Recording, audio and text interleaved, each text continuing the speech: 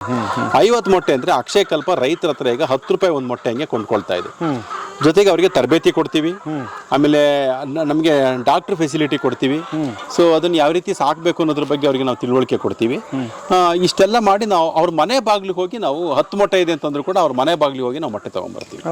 ಅವ್ನು ಎಲ್ಲೇ ಇರಲಿ ಅವ್ನ ಮನೆ ಬಾಗಿಲಿಗೆ ಹೋಗಿ ಅವನ್ನೆಲ್ಲೂ ಕೂಡ ತಗೊಂಬಂದು ಮಾರಾಟ ಮಾಡೋ ಅವಶ್ಯಕತೆ ಇಲ್ಲ. ಬರೀ 100 ಕೋಳಿ ಮಾತ್ರ ಸಾಕಿದ್ದಾನೆ ಅಂತಂದ್ರೂ ಕೂಡ ಡೈಲಿ 50 ಮೊಟ್ಟೆ ಆಯಿತು, ಡೈಲಿ 500 ರೂಪಾಯಿ ದುಡ್ಡಾಯಿತು. ತಿಂಗಳಿಗೆ 15,000 ರೂಪಾಯಿ ಬರೀ ಅಷ್ಟು ಜಾಗದಲ್ಲಿ ಬಂತು ಅವನಿಗೆ. 5,000 ರೂಪಾಯಿ ಅವ್ನ ಖರ್ಚು ಎಲ್ಲಾದರೂ ತೆಗೆದ್ರು ಕೂಡ 10,000 ರೂಪಾಯಿ ಅವ್ನು ಉಳ್ಕೊಳ್ಳೋದು.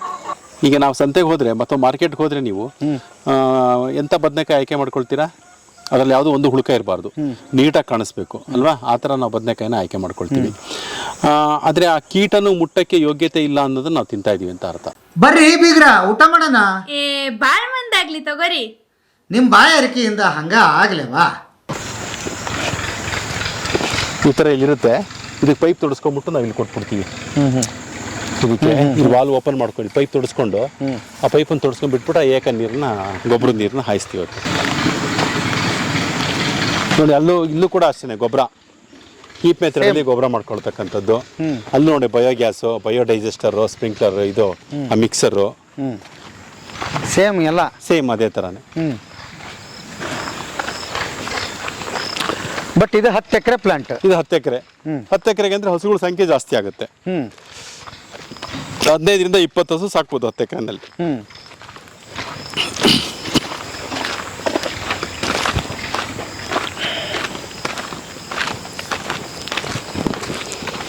ಆಮೇಲೆ ಒಂದು ಸರ್, 1 ಎಕರೆ ಅಂತ ಆತನಿಗೆ ತೋರಿಸಿದ್ರಿ ಅಥವಾ 5 ಎಕರೆದ್ ಮಾಡಿದ್ರಿ, ಮತ್ತೆ ಈ 10 ಎಕರೆದ್ ಯಾಕೆ ನೀವು ಮಾಡಿರೋದು ಇದನ್ನ ಸೇಮ್ ಅದ್ರ ಡಬ್ಬಲ್ ಅಂತ ಹೇಳಿದ್ರೆ ಅರ್ಥ ಆಗ್ತಿರ್ಲಿಲ್ವ ಆತನಿಗೆ? ಆಗುತ್ತೆ, ಇಲ್ಲ ಅಂತಲ್ಲ. ಕೆಲವೊಂದು ರೆಡಿಮೇಡ್ ಕೇಳ್ತಾರೆ ನಮಗೆ. ಈಗ ಅವರಿಗೆ 5 ಎಕರೆ ಶೆಡ್ ನೋಡ್ತಾರೆ, 10 ಎಕರೆಗೂ ಅಕಸ್ಮಾತ್ ಅದೇ ಥರ ಶೆಡ್ ಮಾಡಿಬಿಟ್ರೆ ಎಡವಟ್ಟಾಗ್ಬಿಡುತ್ತೆ. ಅದಕ್ಕೆ ಬೇರೆ ಡೈಮೆನ್ಷನ್ ಇರುತ್ತೆ. ಅದನ್ನ ನೋಡಿ ಕಲ್ತ್ಕೊಂಡ್ರೆ ಇನ್ನೂ ಒಳ್ಳೇದು. ಆಮೇಲೆ ಪ್ಲಾನ್ಗಳು ಚೇಂಜ್ ಆಗ್ಬೋದು, ಗೊತ್ತಿಲ್ಲ. ಅಲ್ಲಿ ಶೆಡ್ ಹಿಂಭಾಗಕ್ಕೆ ಕೋಳಿ ಫಾರ್ಮ್ ಬಂದ್ರೆ ಇಲ್ಲಿ ಪಕ್ಕಕ್ಕೆ ಬರ್ಬೋದು. ಕೆಲವರು ಇಲ್ಲ ಹಂಗೆ ಬರಬೇಕು ನನಗೆ ಅಂತ. ಎಲ್ಲ ಜಮೀನು ಒಂದೇ ತರ ಇರೋದಿಲ್ಲ, ಬೇರೆ ಬೇರೆ ತರ ಇರ್ತವೆ. ಸೊ ಅದಕ್ಕೆ ಮಾಡೆಲ್ಗಳು ಮಾಡೋದು ತುಂಬಾ ಇಂಪಾರ್ಟೆಂಟ್ ಇವತ್ತು. ಮಾಡೆಲ್ಗಳು ಮಾಡೋದು ಇಲ್ಲಿ ಏನ್ ಬದಲಾಗಿದೆ ಹಂಗಾರೆ? ಇವಾಗ ಇಲ್ಲಿ ಏನಾಗಿದೆ ಅಂತಂದ್ರೆ ಶೆಡ್ ನಮ್ಗೆ ಮನೆ ಹಿಂಭಾಗ ಬರೋದಿಲ್ಲ, ಈ ಕಡೆಗೆ ಬಂದ್ಬಿಡುತ್ತೆ. ಆಮೇಲೆ ಸ್ವಲ್ಪ ಬಂಕರ್ ಸೈಜು ಅದಕ್ಕಿಂತ ದೊಡ್ಡದಾಯ್ತು, ಶೆಡ್ ಸೈಜು ಕೂಡ ದೊಡ್ಡದಾಯ್ತು. ಅದು 30 ಅಡಿ, ಇದು 40 ಅಡಿ ಬರುತ್ತೆ ಶೆಡ್. ಈ ತರ 10 ಅಡಿ ಅಷ್ಟೇ ಎಕ್ಸ್ಟ್ರಾ ಆಯ್ತು. ಎಕ್ಸ್ಟ್ರಾ ಆಗಿತ್ತು, ಹೌದು. ಮತ್ತೆ ಕೋಳಿ ಫಾರ್ಮ್ ಅಂದ್ರಿ? ಕೋಳಿ ಫಾರ್ಮ್ ಆ ಕಡೆ ಸೈಡಿಗೆ ಬಂದ್ಬಿಡುತ್ತೆ. ಅದನ್ನ ಎಲ್ಲಿ ನಮಗೆ ಜಾಗದ ಎಲ್ಲಿ ಅನುಕೂಲಗಳು ಇರ್ತವೆ ಅದನ್ನ ನಾವು ನೋಡ್ಕೊಂಡು ಅಲ್ಲಿ ತಕ್ಕಂತೆ ನಾವು ಬದಲಾವಣೆಗಳನ್ನ ಮಾಡ್ಕೋಬೇಕು. ಇಲ್ಲ ಅಲ್ಲಿ ಹೇಳ್ಬಿಟ್ಟಿದ್ದಾರೆ ಹಿಂದಕ್ಕೆ ಮಾಡಬೇಕು, ಹಿಂದಕ್ಕೆ ಜಾಗ ಇರಲ್ಲ, ಅವನ ಹತ್ರ ಮಾಡೋದೇ ಇಲ್ಲ, ಅವಾಗ ನಿಲ್ಲಿಸ್ಬಿಡ್ತಾನೆ. ಇಲ್ಲಪ್ಪ ಪಕ್ಕದ ಜಾಗ ಇದ್ರೆ ಅಲ್ಲೂ ಮಾಡ್ಬೋದು. ಈ ಥರನೂ ಕೂಡ ನಾವು ಅವ್ರಿಗೆ ಇದು ಮಾಡ್ಬೋದು. ತರಕಾರಿ ಬೆಳ್ಕೊಳ್ಳೋದಕ್ಕೆ ಇದು ಒಂದು ಅಲ್ಲಿ ಆ ಬೆಡ್ಗೆ ಹೋದಾಗ ಹೇಳ್ತೀನಿ ನಾನು ಅದ್ರ ಬಗ್ಗೆ.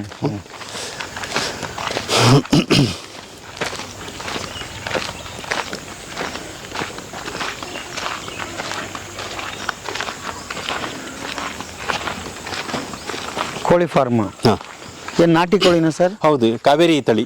ಕಾವೇರಿ ತಳಿ. ಏನ್ ಸೈಜ್ ಇದೆ ಇದು? ಸೈಜು ಇದು ಇಷ್ಟು ಲೆಂತ್ ಇದೆಯಾ? ಇದು ಸೈಜ್ ನನಗೆ ಅಂದಾಜಿಲ್ಲ. ಇಲ್ಲಿ ನಾವು ಒಂದು 200 ಕೋಳಿನ ಸಾಕ್ಬೋದು. 200 ಕೋಳಿ ಹೌದು ಹೌದು. ಇಷ್ಟು ದೊಡ್ಡ ಇದರಲ್ಲಿ ಬರೀ 200 ಕೋಳಿನ? ಅಲ್ಲ, ಇವಾಗ 200 ಬಿಟ್ಟಿದೀವಿ, ಇನ್ನು ಜಾಸ್ತಿನೇ ಸಾಕ್ಬೋದು ನಾವು. ಅದೇ ಅಲ್ವಾ? ಇದಕ್ಕೆ ಫೀಡಿಂಗ್ ಅದ ನಿಮ್ದೇ ಇದೆ? ಎಲ್ಲ ನಮ್ದೇನೆ. ಫೀಡಿಂಗು ಅಲ್ಲೇನು ಸೈಲೇಜ್ ವೇಸ್ಟ್ ಬರುತ್ತೆ ಅದನ್ನು ಫೀಡ್ ಮಾಡ್ತೀವಿ.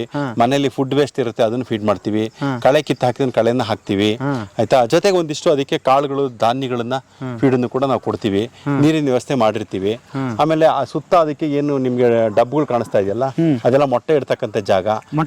ಹೌದು, ಮೊಟ್ಟೆ ಇಡ್ತಕ್ಕಂಥ ಜಾಗ. ಅಲ್ಲೇ ಹೋಗ್ಬಿಟ್ಟು ಅವು ಮೊಟ್ಟೆ ಇಡ್ತವೆ.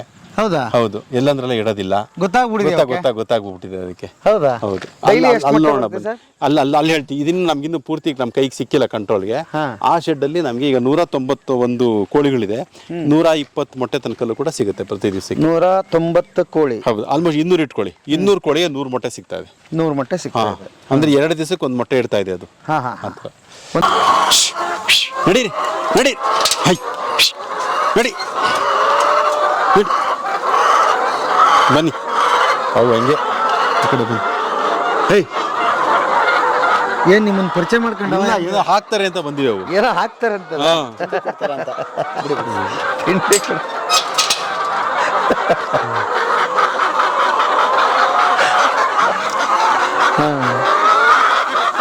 ಯಾವ ತಳಿ ಸರ್ ಇವ? ಕಾವೇರಿ ತಳಿ ಅಂತ ಸರ್. ಕಾವೇರಿ ತಳಿ. ಇದು ಒಳ್ಳೆ ಉತ್ಕೃಷ್ಟವಾದ ಹೆಚ್ಚು ಕಮ್ಮಿ ಒಂದೇ ಆಕಾರದ ಮೊಟ್ಟೆಗಳನ್ನ ಕೊಡುತ್ತೆ. ಒಂದೇ ಆಕಾರದ ಮೊಟ್ಟೆಗಳನ್ನ ಕೊಡುತ್ತೆ. ಸೊ ಇವಾಗ ನೋಡಿ ಇಲ್ಲಿ ಡೇಟಾ ಕಾಣಿಸ್ತಾ ಇದೆ ನಮ್ಗೆ. ಒಟ್ಟು ನಮ್ಗೆ ಎಷ್ಟಿದೆಯಪ್ಪ ಅಂತಂತಂದ್ರೆ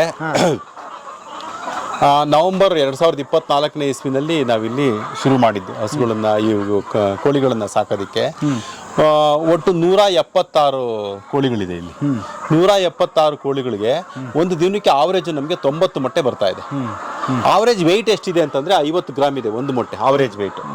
ಸೊ ಸಾಮಾನ್ಯಕ್ಕೆ 30-33 ಗ್ರಾಮ್ ಇದ್ರೆ ಸಾಕು, ಅದು ನಮಗೆ ಒಳ್ಳೆ ಉತ್ತಮವಾಗಿ ಆರೋಗ್ಯವಾಗಿರ್ತಕ್ಕಂಥ ಮೊಟ್ಟೆ ಅಂತ ಅರ್ಥ. ಸೊ ನಮಗೆ ಆವರೇಜ್ ಬರ್ತಾ ಇರೋದು 50 ಗ್ರಾಮ್. ಬ್ರೀಡ್ ಬಂದ್ಬಿಟ್ಟು ಕಾವೇರಿ ಅಂತ ಅಂದ್ಬಿಟ್ಟು ಅಂತ ಆಯ್ತಾ. ಸೊ ಇದು ನಮಗೆ ಮೊದಲ ಆವರೇಜ್ ಬಾಡಿ ವೆಯ್ಟ್ ಎಷ್ಟು ಗೇನ್ ಆಗ್ತಾ ಇದೆ ಅಂತಂತಂದ್ರೆ ಇದು 1.75 kg ಅಷ್ಟು ನಮಗೆ ಒಂದು ಇದರಲ್ಲಿ ಇಲ್ಲಿ ತನಕ ನಮಗೆ ಬಾಡಿ ಇದಾಗಿದೆ. ನಮಗೆ ವೆಯ್ಟ್ ಗೇನ್ ಆಗಿರೋದು ಗ್ರಾಮ್ನಲ್ಲಿ ಪ್ರತಿ ದಿವಸಕ್ಕೆ 1 ಗ್ರಾಮ್ನಷ್ಟು ಬಾಡಿ ವೆಯ್ಟ್ ಜಾಸ್ತಿ ಆಗ್ತಾ ಇದೆ ಇದರಲ್ಲಿ. ಆಮೇಲೆ ಫೀಡಿಂಗು ನಾವು ಏನು ಮಾಡ್ತಾ ಇದೀವಿ ಅಂದರೆ ಟೋಟಲ್ ನಮಗೆ 19 kg.4 ಅಷ್ಟು ನಮಗೆ ಡೈಲಿ ಎಕ್ಸ್ಟ್ರಾ ಫೀಡ್ ನಮಗೆ ಖರ್ಚಾಗ್ತಾ ಇರೋದಿಲ್ಲ ಆಯಿತಾ. ಸೊ ಅಲ್ಲಿಗೆ 110 ಗ್ರಾಮು ಒಂದು ಇದಕ್ಕೆ ಕೋಳಿಗೆ ನಾವು ಇದನ್ನು ಕೊಡ್ತಾ ಇದ್ದೀವಿ, ಫೀಡನ್ನು ಕೊಡ್ತಾ ಇದ್ದೀವಿ. ಇದರಿಂದ ನಮಗೆ ರೆವಿನ್ಯೂ ಯಾವ ಥರ ಇದೆ ಅಂತಂತಂದರೆ ಈಗ 176 ಅಲ್ಲಿ 180 ಅಂತ ಇಟ್ಕೊಳ್ಳಿ, 90 ಅಂತಂದ್ರೆ ಅಲ್ಲಿಗೆ 50%. ಅಂದ್ರೆ ಇದು 2 ದಿವಸಕ್ಕೊಂದು ಮೊಟ್ಟೆ ಇಡ್ತಾ ಇದೆ ಅಂತ ನಾವು ತಿಳ್ಕೊಬಹುದು. 2 ದಿವಸಕ್ಕೆ ಒಂದು ಮೊಟ್ಟೆ ನಮಗೆ ಸಿಗ್ತಾ ಇದೆ ಅಂತ. ಸೊ ಇದು ಒಂದು 10 ಗುಂಟೆ ಜಾಗದಲ್ಲಿದೆ. 180 ಕೋಳಿಗಳನ್ನ ಸಾಕಿದ್ವಿ ನಾವಿಲ್ಲಿ. ರೈತರು ಇದ್ರಲ್ಲಿ ಅರ್ಧ ಮಾಡ್ಕೊಂಡ್ರು ಕೂಡ 5 ಗುಂಟೆನಲ್ಲಿ 100 ಕೋಳಿ 200 ಕೋಳಿ 5 ಗುಂಟೆದಲ್ಲೇ ಸಾಕ್ಬೋದು. 100 ಕೋಳಿ ಸಾಕ್ತಾನೆ ಅಂದ್ರೂ ಕೂಡ ಡೈಲಿ 50 ಮೊಟ್ಟೆ ಸಿಗುತ್ತೆ. 50 ಮೊಟ್ಟೆ ಅಂದ್ರೆ ಅಕ್ಷಯ ಕಲ್ಪ ರೈತರ ಹತ್ರ ಈಗ 10 ರೂಪಾಯಿ ಒಂದು ಮೊಟ್ಟೆ ಹಂಗೆ ಕೊಂಡ್ಕೊಳ್ತಾ ಇದೆ. ಜೊತೆಗೆ ಅವರಿಗೆ ತರಬೇತಿ ಕೊಡ್ತೀವಿ, ಆಮೇಲೆ ನಮಗೆ ಡಾಕ್ಟರ್ ಫೆಸಿಲಿಟಿ ಕೊಡ್ತೀವಿ. ಸೊ ಅದನ್ನ ಯಾವ ರೀತಿ ಸಾಕಬೇಕು ಅನ್ನೋದ್ರ ಬಗ್ಗೆ ಅವರಿಗೆ ನಾವು ತಿಳುವಳಿಕೆ ಕೊಡ್ತೀವಿ. ಇಷ್ಟೆಲ್ಲ ಮಾಡಿ ನಾವು ಅವ್ರ ಮನೆ ಬಾಗಿಲಿಗೆ ಹೋಗಿ ನಾವು 10 ಮೊಟ್ಟೆ ಇದೆ ಅಂತಂದ್ರೂ ಕೂಡ ಅವ್ರ ಮನೆ ಬಾಗಿಲಿಗೆ ಹೋಗಿ ನಾವು ಮೊಟ್ಟೆ ತಗೊಂಡ್ಬರ್ತೀವಿ. ಅವ್ನು ಎಲ್ಲೇ ಇರಲಿ ಅವ್ನ ಮನೆ ಬಾಗಿಲಿಗೆ ಹೋಗಿ ಅವನ್ನೆಲ್ಲೂ ಕೂಡ ತಗೊಂಡ್ಬಂದು ಮಾರಾಟ ಮಾಡೋ ಅವಶ್ಯಕತೆ ಇಲ್ಲ. ಸೊ ಇಷ್ಟು ಫೆಸಿಲಿಟಿ ಕೊಟ್ಟಾಗ ಅವನಿಗೆ 10 ರೂಪಾಯಿ ಒಂದು ಮೊಟ್ಟೆ ಅಂತ ಅವ್ನು ಬರೀ 100 ಕೋಳಿ ಮಾತ್ರ ಸಾಕಿದಾನೆ ಅಂತಂದ್ರೂ ಕೂಡ ಡೈಲಿ 50 ಮೊಟ್ಟೆ ಆಯ್ತು, ಡೈಲಿ 500 ರೂಪಾಯಿ ದುಡ್ಡಾಯ್ತು. ತಿಂಗಳಿಗೆ 15,000 ರೂಪಾಯಿ ಬರೀ ಅಷ್ಟು ಜಾಗದಲ್ಲಿ ಬಂತು ಅವನಿಗೆ. 5,000 ರೂಪಾಯಿ ಅವ್ನ ಖರ್ಚು ಎಲ್ಲಾದ್ರೂ ತೆಗೆದ್ರು ಕೂಡ 10,000 ರೂಪಾಯಿ ಅವ್ನು ಉಳ್ಕೊಳ್ಳು. ಸೊ ಇದು ಒಂದು ಅಡಿಷನಲ್ ರೆವಿನ್ಯೂ ಅವನಿಗೆ. ಬಟ್ ಇದು ಈ ರೋಗ ಅಂತ ಹೇಳಿದ್ರಿ, ಸಾಮಾನ್ಯವಾಗಿ ಏನ್ ರೋಗ? ಯಾವುದೇ ರೀತಿಯಾದ ರೋಗಗಳು ಬರೋದಿಲ್ಲ. ನ್ಯೂಟ್ರಿಷನ್ ಅಂದ್ರೆ ವ್ಯಾಕ್ಸಿನೇಷನ್ ಮಾಡ್ಬೇಕಾಗುತ್ತೆ, ಅದನ್ನ ನಮ್ಮ ಕಡೆಯಿಂದ ನಾವು ವ್ಯಾಕ್ಸಿನೇಷನ್ ಮಾಡಿಸ್ತೀವಿ. ಆ ಖರ್ಚು ಇಲ್ಲ ಅವನಿಗೆ ಆಯ್ತಾ. ಆಮೇಲೆ ಇಲ್ಲ ವ್ಯಾಕ್ಸಿನೇಷನ್ ಚಾರ್ಜ್ ಮಾಡ್ತೀವಿ, ಡಾಕ್ಟ್ರಿಗೆ ಏನು ಫೀಸ್ ಕೊಡಂಗಿಲ್ಲ. ಡಾಕ್ಟರ್ದು ಖರ್ಚು ಬಿಟ್ರೆ ವ್ಯಾಕ್ಸಿನೇಷನ್ಗೆ ಏನು ಔಷಧಿಗೆ ಏನು ಖರ್ಚಿರುತ್ತೋ ಅದನ್ನ ರೈತರು ಭರಿಸಬೇಕಾಗತ್ತೆ. ಆಮೇಲೆ ಬೇರೆ ಅವನಿಗೆ ಯಾವ ರೀತಿ ಫೀಡ್ ಮಾಡಬೇಕು ಅದ್ರ ಹಂತ ಇದೆ, ಜನರಲ್ ಚೆಕಪ್ ಪ್ರತಿಯೊಂದು ಕೂಡ ನಮ್ಮ ಕಡೆಯಿಂದ ಅವನಿಗೆ ಗೈಡೆನ್ಸ್ ಹೋಗ್ತಾ ಇರುತ್ತೆ. ಸ್ಟಾರ್ಟಿಂಗ್ ಬಂಡವಾಳ ಎಷ್ಟು ಬರುತ್ತೆ ಸರ್ ಇದಕ್ಕೆ? ಸರ್ ಬಂಡವಾಳದ ಬಗ್ಗೆ ಅವರು ಸೈಜು ಎಷ್ಟರ ಮಟ್ಟಿಗೆ ಮಾಡ್ಕೊಳ್ತಾರೆ ಅನ್ನೋದ್ರ ಮೇಲೆ ಇದಾಗುತ್ತೆ. ಸೊ ಒಂದು 5,000 10,000ದಿಂದಲೂ ಕೂಡ ಇವರು ಪ್ರಾರಂಭ ಮಾಡಬಹುದು. ಬಟ್ ರಕ್ಷಣೆ ಮಾಡ್ಕೊಳ್ತಕ್ಕಂಥದ್ದು ಅವ್ರ ಜವಾಬ್ದಾರಿ.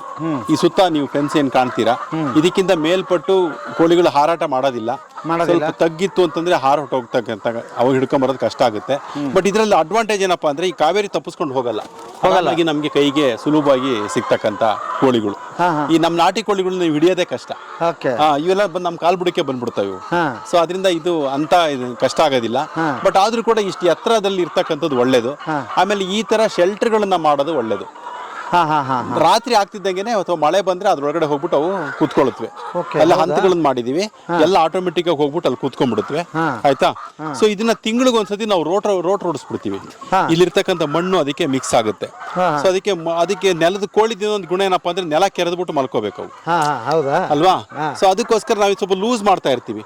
ಆಮೇಲೆ ಏನಾಗುತ್ತೆ, ಇದ್ರಲ್ಲಿ ಇರ್ತಕ್ಕಂಥ ಗೊಬ್ಬರನು ಕೂಡ ಮಣ್ಣು ಜೊತೆ ಮಿಕ್ಸ್ ಆಗುತ್ತೆ. ವರ್ಷಕ್ಕೊಂದ್ಸತಿ ಮೇಲ್ಭಾಗದ ಮಣ್ಣು ತಗೊಂಡ್ಬಿಟ್ರೆ ನಮ್ಗೆ ಒಳ್ಳೆ ಗೊಬ್ಬರನು ಸಿಗುತ್ತೆ ಆಯ್ತಾ. ಜೊತೆಗೆ ಇಲ್ಲಿ ಅವು ಇದೇನಿದೆ ಟೆಂಟ್, ಇದನ್ನ ನಾವು ಬದಲಾಯಿಸ್ತಾ ಇರ್ತೀವಿ ಬೇರೆ ಬೇರೆ ಕಡೆಗೆ. ಯಾಕೆ? ಇಲ್ಲಿ ಕೋಳಿ ಹಿಕ್ಕೆಗಳು ಜಾಸ್ತಿ ಬಿದ್ದಿರುತ್ತವೆ. ಸೊ ಇದನ್ನ ಎತ್ಕೊಂಡ್ಬಿಡ್ತೀವಿ, ಮತ್ತೆ ಬೇರೆ ಕಡೆ ಬದಲಾಯಿಸ್ತೀವಿ. ಅದನ್ನ ಮೂವ್ಮೆಂಟ್ ಎತ್ಬಿಟ್ಟು 4 ಜನ ಇಟ್ಕೊಂಡು ಇನ್ನೊಂದು 5-6 ಜನ ಇಟ್ಕೊಂಡ್ಬಿಟ್ರೆ ಎತ್ಬಿಟ್ಟು ಇನ್ನೊಂದ್ ಕಡೆಗೆ ಇಡ್ಬೋದು ಇದನ್ನ. ಸೊ ಈ ತರ ಇದನ್ನ ಬದಲಾಯಿಸ್ತಾ ಇರ್ತೀವಿ. ಆಮೇಲೆ ಆಮೇಲೆ ಬರೀ ಕೋಳಿಗೆನಾ ಅಥವಾ ಕೋಳಿನೂ ಸೇಲ್ ಮಾಡಿ ಆ ಥರದ್ದು? ಇಲ್ಲ, ಕೋಳಿ ಇದಕ್ಕೆ ಮಾಂಸಕ್ಕೆ ಸೇಲ್ ಮಾಡಿ ಮೊಟ್ಟೆಗೋಸ್ಕರ ನಾವು ಇದನ್ನ ಸಾಕ್ಸ್ತಾ ಇರೋದು. ಹಾ ಹಾ ಹಾ. ನಾಟಿ ಕೋಳಿ ಮೊಟ್ಟೆಗೋಸ್ಕರನೇ ಈ ಸಾಕ್ತಾ ಮಾಂಸಕ್ಕೆ ಸೇಲ್ ಮಾಡೋರಾದ್ರೂ ಮಾಡ್ಬೋದಾ ಇದು? ಇದನ್ನ ಇವಾಗ ಏನಾಗುತ್ತೆ, 2 ವರ್ಷದ ನಂತರ ಇದರಲ್ಲಿ ಮೊಟ್ಟೆ ಇಡ್ತಕ್ಕಂಥ ಕೆಪಾಸಿಟಿ ಕಮ್ಮಿ ಆಗುತ್ತೆ. ಅವಾಗ ತೂಕದ ಲೆಕ್ಕದಲ್ಲಿ ಕೋಳಿನ ಮಾರಾಟ ಮಾಡ್ಬಿಡ್ಬೋದು. ಒಳ್ಳೆ ರೇಟ್ ಇದೆಯಾ? ಒಳ್ಳೆ ರೇಟ್ ಇದೆ.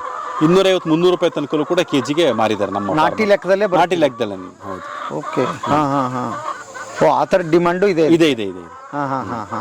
ಆ್ಯಕ್ಚುಲಿ ಕೋಳಿದು ಭಾಳ ತುಂಬಾ ರೋಗ ಬರುತ್ತೆ ಅಂತ ಹೇಳ್ತಾರೆ. ಹೌದು, ಈ ತಳಿಗೆ ನಮಗೆ ರೋಗಗಳು ಕಮ್ಮಿ. ಓಕೆ. ಈ ಬಾಯ್ಲರ್ ಅಥವಾ ಬೇರೆ ಫಾರಂ ಕೋಳಿಗಳು ಇರ್ತಾವಲ್ವಾ, ಅದರಲ್ಲಿ ರೋಗಗಳು ಜಾಸ್ತಿ. ಆಮೇಲೆ ಅದಕ್ಕೆ ಹಾರ್ಮೋನ್ ಇಂಜೆಕ್ಟ್ ಮಾಡ್ತಾರೆ. ಆ ಹಾರ್ಮೋನ್ ಕೊಡೋದ್ರಿಂದ ಅವು ಮೊಟ್ಟೆ ಇಡತಕ್ಕಂತ ಇದು ಬರ್ತವೆ. ಇವು ನೈಸರ್ಗಿಕವಾಗಿ ಮೊಟ್ಟೆ ಇಡ್ತಾ ಇರ್ತವೆ. ಇಲ್ಲಿ ಯಾವುದೇ ರೀತಿಯಾದ ರಾಸಾಯನಿಕ ಏನು ಬಳಸ್ತಾ ಇಲ್ಲ. ಇಲ್ಲಿ ಬನ್ನಿ, ಈ ಕಡೆ ನಡೀರಿ.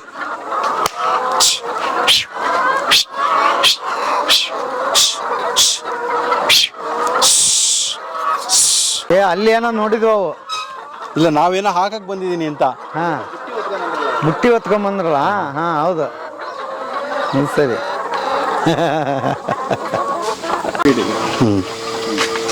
ಮೆಕ್ಕೆಜೋಳದ ನುಚ್ಚು, ಹಾ, ಹಿಂಡಿ ಇದು. ಅದಕ್ಕೆ ಸರ್. ಹಾ ಹಾ. ಏನೇನು ಸೇರಿದೆ ಸರ್ ಇದರಲ್ಲಿ? ಮೆಕ್ಕೆಜೋಳದ ನುಚ್ಚಿದೆ, ನುಚ್ಚಿದೆ, ಕಡಲೆಕಾಯಿ ಹಿಂಡಿ ಇದೆ, ಸಾಸಿವೆ ಹಿಂಡಿ ಇದೆ. ಸೊ ಇದನ್ನೆಲ್ಲದನ್ನ ಮಿಕ್ಸ್ ಮಾಡಿ ಅದಕ್ಕೆ ಸೋಯಾಬೀನ್ ಹಿಂಡಿ ಇವನ್ನೆಲ್ಲ ಕೊಡ್ತೀವಿ. ಈಗ ಹಾಕ್ಬೇಕಾ? ಅದಕ್ಕೆ ಕಾಯ್ತಾ ಇದ್ದೀವಿ.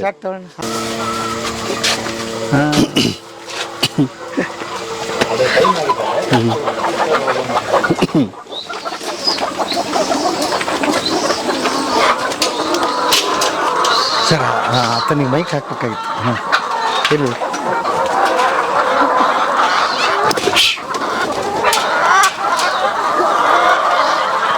ಇರ್ಲಿ.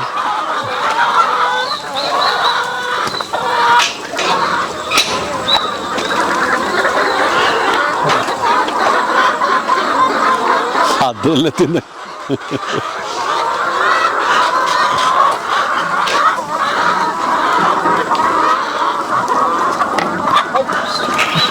ಅವನಿಗೆ ಹಾಕೋದಕ್ಕೆ ಬಿಡಲ್ಲ.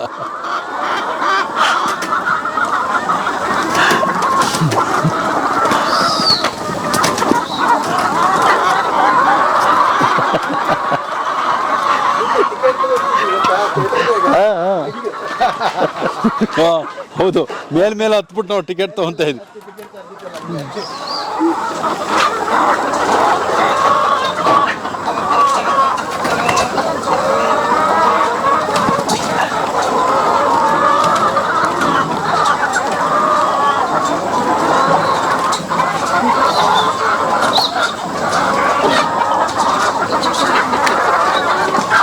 ಯಾಕೆ ಇಲ್ಲಿ ಬಂದ್ಬಿಟ್ಟು? ಅದೇ, ಅಲ್ಲಿ ಜನ ಜಾಸ್ತಿ ಆದ್ರು ಅಂತ, ಇಲ್ಲಿ ಜನ ಜಾಸ್ತಿ ಆದ್ರು ಅಂತ ಅಲ್ಲಿಗೆ.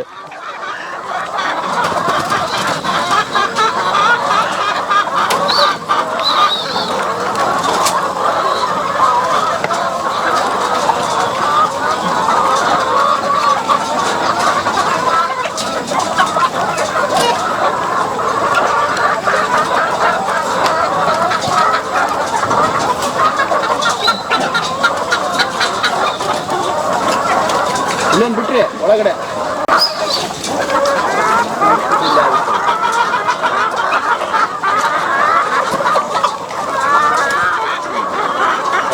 ಅಲ್ಲಿ ಹೋಗ್ತಾವ ನೋಡಿ ಎಲ್ಲ, ಅವ್ನ ಹಿಂದೆ ಹೊರಟೋಗುತ್ತೆ.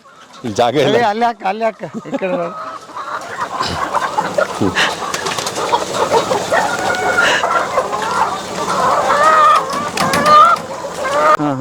ಎಲ್ಲಿ ಇಡ್ತಾವ ಮೊಟ್ಟೆ? ಮೊಟ್ಟೆಗಳೆಲ್ಲ ನೋಡಿ ನಿಮ್ಗೆ ಸುತ್ತ ಕಾಣಿಸ್ತಾ ಇದೆ, ಆ ಗೂಡುಗಳಿವೆ. ಆ ಗೂಡುಗಳು ನೋಡಿ, ಕೂತಿದೆ ಅಲ್ಲಿ, ಅದು ಮೊಟ್ಟೆ ಇಡುತ್ತೆ. ಸೊ ಇನ್ನೊಂದು ಹೋಗ್ಬಿಟ್ಟು ಅದರೊಳಗಡೆ ಮೊಟ್ಟೆ ಇಡುತ್ತೆ. ಸೊ ನಮಗೆ ಬೆಳಗ್ಗೆ, ಮಧ್ಯಾಹ್ನ, ಸಾಯಂಕಾಲ 3 ಹೊತ್ತು ನಾವು ಈ ಮೊಟ್ಟೆನ ಸಂಗ್ರಹಣೆ ಮಾಡ್ತೀವಿ. ಬಹುಶಃ ಯಾವ್ದ್ರಲ್ಲಾರ ಸಿಕ್ಕಿದ್ರು ಸಿಗಬಹುದು ನಮಗೆ ಮೊಟ್ಟೆನ. ಓಕೆ. ಅಲ್ಲ, ಅದು ಹೆಂಗೆ ಸರ್? ಅದರಲ್ಲೇ ಹೋಗಿ ಕೂತ್ಕೊಳ್ಳುತ್ತೆ? ಅಭ್ಯಾಸ ಆಗೋ, ಅದಕ್ಕೆ ನಾವು ಕುಶನ್ ಮಾಡಿದೀವಿ. ಅಲ್ಲಿ ಕುಶನ್ ತೆಂಗಿನ ನಾರಿನ ಹಾಕಿದೀವಲ್ವಾ, ಅದಕ್ಕೆ ಕುಶನ್ ಬೇಕು ಮೊಟ್ಟೆ ಇಡೋದಕ್ಕೆ. ಆ ಕುಶನ್ ಇದೆ, ಅಭ್ಯಾಸ ಆಗ್ಬಿಟ್ರೆ ತಿರ್ಗ ಮತ್ತೆ ಅಲ್ಲೇ ಹೋಗಿ ಮೊಟ್ಟೆ ಇಡ್ತಾ ಇರ್ತವೆ. ಎಷ್ಟೊತ್ತು ಕೂತ್ಕೊಳ್ಳುತ್ತೆ ಸರ್ ಹಂಗೆ? ಸುಮಾರು ಹೊತ್ತು ಕೂತಿರುತ್ತೆ ಮೊಟ್ಟೆ ಇಡೋ ತನಕಲೇ. ಆಮೇಲೆ ಆಚೆ ಬರುತ್ತೆ, ಇನ್ನೊಂದು ಕೋಡಿ ಹೋಗಿ ಅಲ್ಲಿ ಕೂತ್ಕೊಂಡು ಮೊಟ್ಟೆ ಇಡುತ್ತೆ. ಓಕೆ. ಇದೆಯಾ ಅದ್ರಲ್ಲಾರ? ಇಲ್ಲ, ಇವಾಗ ಎತ್ತಿರ್ಬೇಕು ಮೊಟ್ಟೆನ.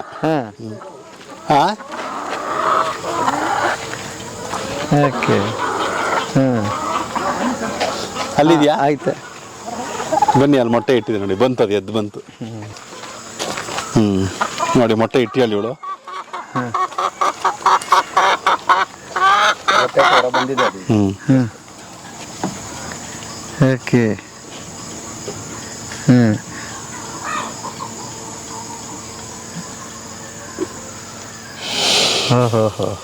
ಹಳೆ ಕ್ಯಾನ್ಗಳನ್ನು ತಗೊಂಡು ಈ ಥರ ಮಾಡಿರೋದು ಅದರಲ್ಲಿ. ಹಿಂಗೆ ಸಾಯಂಕಾಲ ಒಳಗಡೆ ಸಿಕ್ಬಿಡುತ್ತೆ ನಿಮಗೆ? ಬೆಳಿಗ್ಗೆ ಮಧ್ಯಾಹ್ನ 3 ಹೊತ್ತು ತೆಗಿತಾನೆ ಇರಬೇಕು, ಮೊಟ್ಟೆಗಳು ಬರ್ತಾನೆ. ಯಾಕೆಂದರೆ ಒಂದೊಂದು ಟೈಮು ಒಂದೊಂದು ಥರ ಇರ್ತವೆ. ಈಗ ಒಂದು ಕೋಳಿ ಇವತ್ತು ಇನ್ನು 48 ಗಂಟೆಗೆ ಇವಾಗ ಇಟ್ಟಿದೆ, ಇದು ನೆಕ್ಸ್ಟ್ ನಾಳೆ ನಿನ್ನ 48 ಗಂಟೆಗೆ ನಾಡಿದ್ದಿಗೆ ಈ ಟೈಮ್ ಇಡುತ್ತೆ ಅಂತ ಇಟ್ಕೊಳ್ಳಿ. ಬಟ್ ಬೆಳಿಗ್ಗೆ ಒಂದು ಇಟ್ಟಿರುತ್ತಲ್ಲ, ಅದು ಆಲ್ರೆಡಿ ಬೆಳಿಗ್ಗೆ ಬಂದ್ಬಿಟ್ಟಿರುತ್ತೆ ಅದು ನಮಗೆ. ಹಂಗೆ. ಓಕೆ. ಒಡೆದ ಗಿಡದ ಏನು ಹೋಗಲ್ಲ? ಏನೂ ಆಗೋದಿಲ್ಲ, ಏನೂ ಆಗಲ್ಲ. ಕೋಳಿ ಹೋಗಿ ಅದ್ರ ಮೇಲೆ ಕುತ್ಕೊಂಡ್ರು ಕೂಡ ಹೊಡೆಯಲ್ಲ.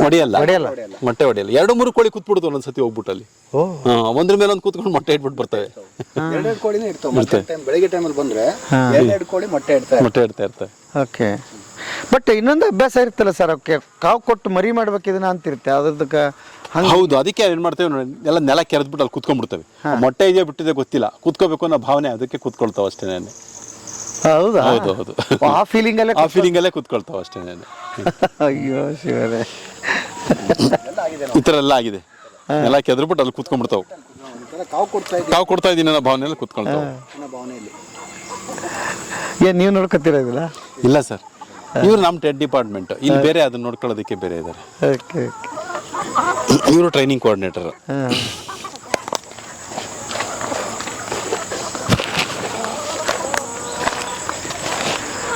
ಹಂಗೆ ಇಷ್ಟು ವ್ಯವಸ್ಥೆ ಮಾಡ್ಕೊಂಡ್ರೆ ತಿಂಗಳಿಗೆ ಆರಾಮಾಗಿ ಎಲ್ಲ ಇನ್ಕಮ್ ಜೊತೆಗೆ ಇದು ಒಂದು 10,000 ಆ್ಯಡ್ ಆಗುತ್ತೆ. ಆ್ಯಡ್ ಆಗುತ್ತೆ, ಅದು ಇಂಪಾರ್ಟೆಂಟ್. ಹೌದು. ಆಮೇಲೆ ಒಂದ್ಸಲ ಮಾಡಿದ್ರೆ ಪರ್ಮನೆಂಟ್ ಇವೆಲ್ಲ ಅಲ್ವಾ? ಏನ್ ಪದೇ ಏನ್ ಬರಲ್ಲ, ಏನು ಬರಲ್ಲ. ಮೊದಲು ಮಾಡೋ ಮುಂದೆ ಒಂದಿಷ್ಟು ಖರ್ಚು ಬರ್ತದೆ. ಒಂದು 3 ತಿಂಗಳು 6 ತಿಂಗಳು ಬಿಸ್ನೆಸ್ ಅಂತ ಕನ್ಸಿಡರ್ ಮಾಡಿದಾಗ ಒಂದು ಪೆಟ್ಟಿಗೆ ಅಂಗಡಿ ಇಡಬೇಕಾದ್ರೂ ಕೂಡ ನಾವು ಬಂಡವಾಳ ಹಾಕ್ಲೇಬೇಕು. ಹೌದು, ಅದನ್ನು ಕಾಯ್ಬೇಕು. ಅದನ್ನ ಎಲ್ಲರೂ ಕೇಳ್ತಾರೆ, ಬಂಡವಾಳ ಎಲ್ಲಿ ತರೋದು ಮಾಡೋದು? ಬಂಡವಾಳ ಹಾಕ್ಲೇಬೇಕು, ಏನು ಮಾಡೋಕ್ಕಾಗಲ್ಲ. ಎಲ್ಲ ಪ್ರಶ್ನೆಗೂ ಸರಳವಾದ ಉತ್ತರಗಳು ಇಲ್ವಲ್ಲ ಸರ್? ಹಾಂ, ಓಕೆ.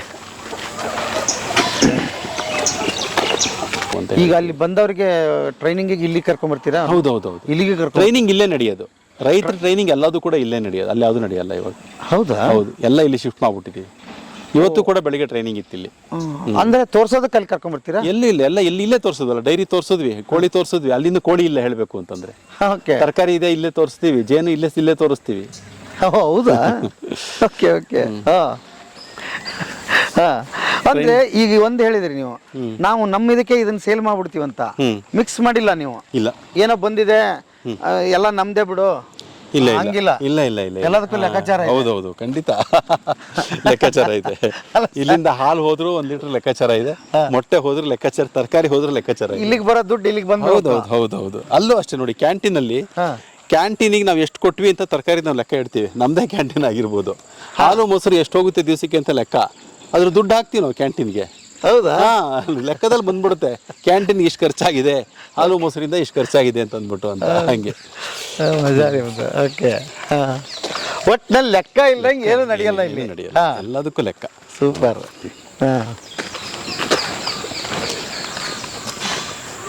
ಎಲ್ಲಿದೆ ನಿಮ್ಮ ತರಕಾರಿ ಪ್ಲಾಂಟ್? ಆ ಕಡೆ ಅದಕ್ಕೆ ಅಲ್ಲಿ ಚೆನ್ನಾಗಿದೆ ಅದು. ಅಲ್ಲಿ ಸರ್, ಈಗ ಡೈರಿನಲ್ಲಿ ನಾನು ನಿಮಗೆ ಸ್ಮಾರ್ಟ್ ವರ್ಕ್ ಬಗ್ಗೆ ಹೇಳಿದೆ. ಹೌದು.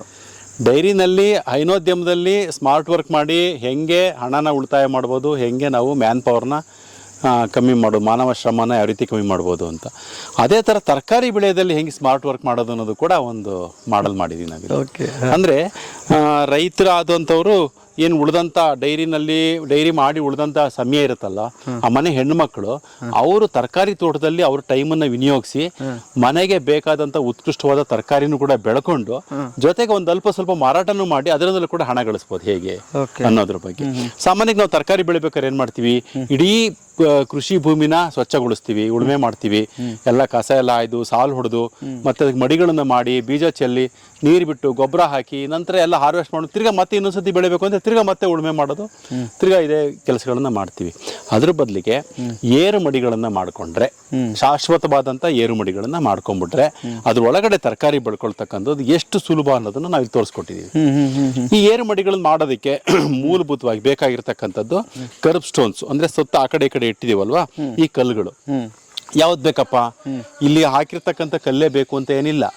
ನಿಮ್ಮ ಸ್ಥಳೀಯವಾಗಿ ಸಿಗ್ತಕ್ಕಂಥ ಮನೆ ಹೆಂಚನ್ನ ಉಪಯೋಗಿಸಿ ಕೂಡ ಮಾಡಬಹುದು. ವೇಸ್ಟ್ ಯಾವ್ದಾದ್ರೂ ಸ್ಲ್ಯಾಬ್ಸ್ ಕಡಪ ಕಲ್ಲುಗಳಿರಬಹುದು, ಅಥವಾ ಬೇರೆ ಏನಾದ್ರೂ ಇಟ್ಟಿಗೆಗಳಿರ್ಬೋದು ಉಳಿದಿರ್ತಕ್ಕಂಥದ್ದು, ಅದನ್ನು ಉಪಯೋಗಿಸ್ಕೊಂಡು ಈ ತರ ಏರ್ಮಡಿಗಳನ್ನ ಮಾಡ್ಕೋಬೇಕು. ಏರ್ಮಡಿ ಹೇಗಿರ್ಬೇಕಪ್ಪ ಅಂತಂದ್ರೆ 4 ಕಡೆ ಅಗಲ ಇರಬೇಕು, ಎತ್ತರ 6 ಇಂಚಿಂದ 9 ಇಂಚ್ ಇರಬೇಕು, ಉದ್ದ ಎಷ್ಟು ನಿಮ್ಮ ಅನುಕೂಲಕ್ಕೆ ತಕ್ಕಂತೆ ಉದ್ದ ಮಾಡ್ಕೋಬಹುದು. ಏನಕ್ಕೆ 4 ಕಡೆನೇ ಇರಬೇಕು? ಒಬ್ಬ ವ್ಯಕ್ತಿ ಇಲ್ಲಿ ನಿಂತ್ಕೊಂಡ್ರೆ ಕೈ ಇಟ್ರೆ ಆ ಮಡಿಯ ಮಧ್ಯಭಾಗಕ್ಕೆ ಅವನ ಕೈ ತಾಕ್ಬೇಕು. ಅಲ್ಲಿ ಕೃಷಿ ಚಟುವಟಿಕೆಗಳನ್ನ ಮಾಡಕ್ಕೆ ಈ ನೋಡಿ ಕಳೆ ಕೀಳ್ಬೇಕು, ಅರ್ಥ ಆಯ್ತಾ? ಅವನಿಗೆ ಇಲ್ಲಿ ಈಸಿ ಆಗ್ಬೇಕು.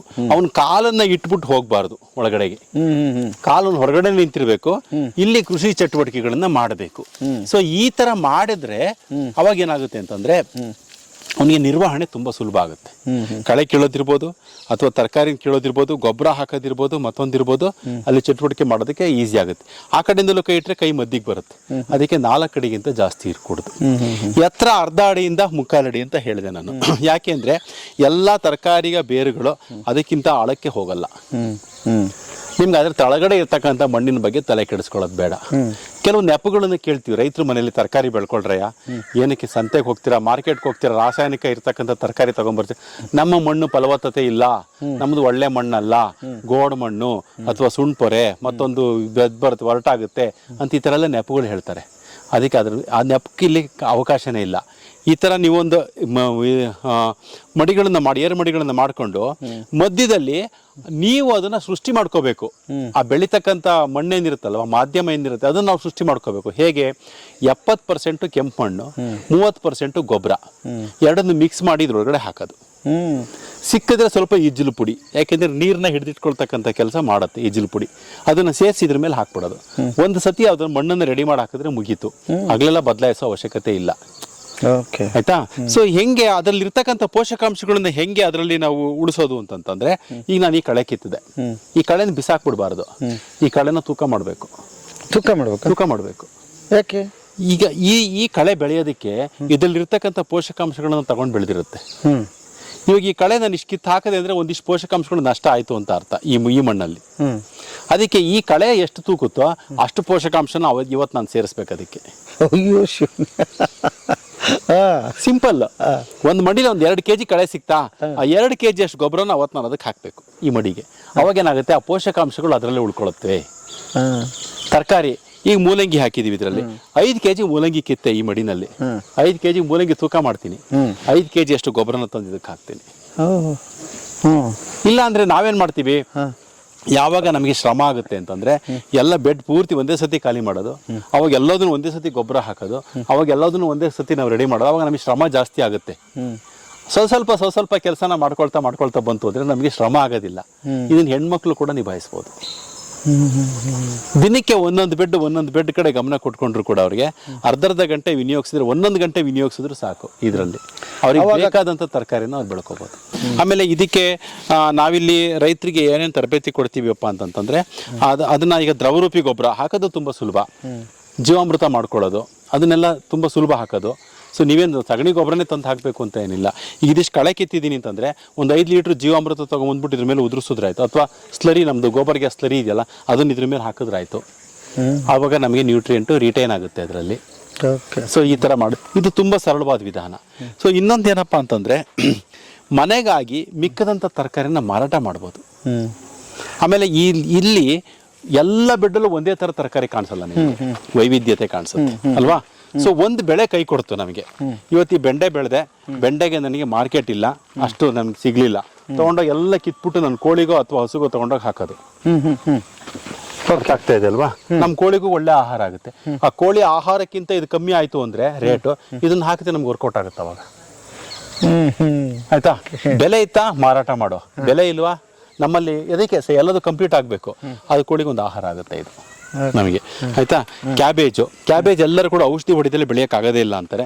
ಉತ್ಕೃಷ್ಟವಾಗಿ ಸಾವಯವದಲ್ಲಿ ಕ್ಯಾಬೇಜನ್ನು ಬೆಳಿತೀವಿ ನಾವು. ಏನು ರೋಗ ಬರುತ್ತೆ, ಬರಲ್ಲ ಅಂತ ನಾನು ಹೇಳಲ್ಲ, ಅದಕ್ಕೆ ಕಂಟ್ರೋಲ್ ಮಾಡ್ಬೋದು, ಪೂರ್ತಿ ನಾವು ನಿರ್ನಾಮ ಮಾಡೋಕ್ಕಾಗಲ್ಲ. ಕಂಟ್ರೋಲ್ ಯಾವ ಥರ ಮಾಡ್ತೀವಿ, ದಶಪರ್ಣಿ ಮಾಡ್ಕೊಳ್ತೀವಿ. ದಶಪರ್ಣಿ ಅಂತಂದರೆ 10 ರೀತಿಯ ಕಹಿ ಇರ್ತಕ್ಕಂಥ ಎಲೆಗಳನ್ನು 1 kg ತೊಗೊಂಬಂದು ಸಣ್ಣದಾಗಿ ಹೆಚ್ಚಿ ಗಂಜಲದಲ್ಲಿ 21 ದಿವಸ ಮುಳುಗಿಸಿದ್ರೆ ಅದರಲ್ಲಿ ಒಂದು ಡಿಕಾಕ್ಷನ್ ಉತ್ಪತ್ತಿ ಆಗುತ್ತೆ. ಆ ಡಿಕಾಕ್ಷನ್ನ ತಗೊಂಡು ಅದಕ್ಕೆ ಸಾಂದ್ರತೆಯನ್ನು ನೋಡಿಕೊಂಡು, ರೋಗದ ಅಥವಾ ಕೀಟದ ಸಾಂದ್ರತೆ ನೋಡಿಕೊಂಡು ನೀರನ್ನು ಮಿಶ್ರಣ ಮಾಡ್ಕೊಂಡು ಇದಕ್ಕೆ ಸ್ಪ್ರೇ ಮಾಡೋದಷ್ಟೇ. ಯಾವ 10 ಹೇಳಿದ್ರಲ್ಲ, ಯಾವ ಬೇವು ಇರ್ಬೋದು, ಹೊಂಗೆ ಇರ್ಬೋದು, ಎಕ್ಕ ಇರ್ಬೋದು, ಸೀತಾಫಲ ಇರ್ಬೋದು, ಆಮೇಲೆ ಲಾಂಟಾನ ಇರ್ಬೋದು, ಈವನ್ ಪಾರ್ಥೇನಿಯಂ ಕೂಡ ಒಂದು ಕಳೆನಾಶಕನೇ. ಈ ಥರದ್ದು 10 ನಿಮ್ಗೆ ಸ್ಥಳೀಯವಾಗಿ ಸಿಗ್ತಕ್ಕಂಥದ್ದು, ನಿಮ್ಮ ಜಮೀನಲ್ಲೇ ಸಿಗ್ತಕ್ಕಂಥದ್ದು 10 ಕಹಿ ಇರ್ತಕ್ಕಂಥ ಎಲೆಗಳನ್ನು, ಈಗ ಗ್ಲಿರ್ಸಿಡಿಯಾ ಅದಿರ್ಬೋದು, ಅವನ್ನೆಲ್ಲದನ್ನು ತೊಗೊಂಬರೋದು, ಚಾಪ್ ಮಾಡೋದು, 21 ದಿವಸ ಗಂಜಲದಲ್ಲಿ, ಪ್ಯೂರ್ ಗಂಜಲದಲ್ಲಿ ನೆನೆ ಹಾಕ್ಬಿಡೋದು. ಆ ನೆನೆ ಹಾಕಿದಾಗ ಅದು ಡಿಕಾಕ್ಷನ್ ಬಿಟ್ಕೊಳುತ್ತೆ. ಆ ದ್ರಾವಣಕ್ಕೆ ನೀರನ್ನ ಮಿಕ್ಸ್ ಮಾಡಿಕೊಂಡು ಸ್ಪ್ರೇ ಮಾಡ್ಬೋದು. ಎಷ್ಟಕ್ಕೆಷ್ಟು? ಅದೇ ಸಾಂದ್ರತೆಗೆ ಅನುಗುಣವಾಗಿ. ತುಂಬ ಸ್ಟ್ರಾಂಗ್, ಜಾಸ್ತಿ ಕೀಟನ ಬಾಧೆ ಜಾಸ್ತಿ ಇದೆ ಅಂತಂದರೆ ಸ್ವಲ್ಪ ಸ್ಟ್ರಾಂಗ್ ಮಾಡ್ಕೋಬೇಕು.